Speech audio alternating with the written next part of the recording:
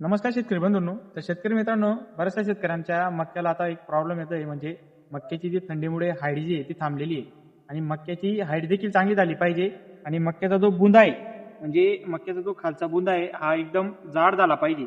तर यासाठी आपण जाड कट न देता वॉटर सोल्युबल आपला मक्का ठिबकवर असेल तर आपण वॉटर सोल्युबलद्वारे 43-13चा यूज करायचा आहे. तर 43-13 म्हटलं तर 13% नायट्रोजन, 40% फॉस्फरस आणि 13% पोटॅश आहे. तर शेतकरी बंधूंनो, पोटॅशची तर खरी गरज तर आपली शेवट असते, म्हणजे एक तुरी अवस्थेत आणि जेव्हा कंच भरतात तेव्हा आपल्या पोटॅशची गरज असते.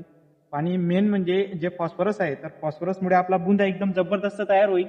म्हणजे आपली पानांमध्ये जे अंतर आहे एकदम जबरदस्त येईल. आणि आपण जे नायट्रोजन आहे 13%, तर नायट्रोजनमुळे आपला झाडाची ग्रोथ आणि झाडाला जो पिवसरपणा असेल तर पिवसरपणा पूर्ण जाईल आणि झाडाची जो ग्रीनरी आहे पूर्णपणे हिरवट अशी आणण्याचं काम आपली 13% नायट्रोजनचं काम करेल. तर शेतकरी बंधूंनो, आपण एकरी सोडत असताना 3.5 ते 4 किलो आपण 13-40-13 सोडा. तुम्हाला तुमच्या मक्याची वाढ देखील होईल, क्वालिटी देखील जबरदस्त येईल आणि आपल्या मक्याचा खालील बुंदा देखील जबरदस्त तयार होईल. आपला खालचा बुंदा हा जर एकदम जाड आणि जबरदस्त तयार झाला तेवढंच आपली कणसाला पूर्ण वरती ताकद पूर्णपूर लागेल आणि तुम्हाला 100% फायदा होईल. तुम्ही 13-40-13 एक अवश्य सोडा.